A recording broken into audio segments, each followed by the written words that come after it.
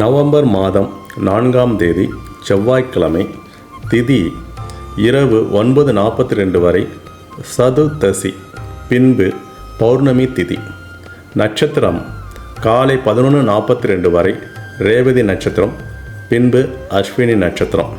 நல்ல நேரம் காலை 7:45 முதல் 8:45 வரை, மாலை 4:45 முதல் 5:45 வரை. யோகம் அன்று முழுவதுமே சித்த யோகம். சந்திராஷ்டமம் ஏற்படக்கூடிய ராசிகள்: சிம்ம ராசிக்கு காலை 11:42 வரை பூர நட்சத்திரத்துக்கும் பின்பு உத்திரம் நட்சத்திரத்துக்கும் சந்திராஷ்டமம் ஏற்படும். அன்றைய கிரக சஞ்சாரங்கள்: கடகத்தில் குரு, சிம்மத்தில் கேது, துலாமில் சூரியன் சுக்கிரன் இணைவு, விருச்சிகத்தில் புதன் செவ்வாய் இணைவு, கும்பத்தில் ராகு, மீனத்தில் சந்திரன் சனீஸ்வரன் இணைவு.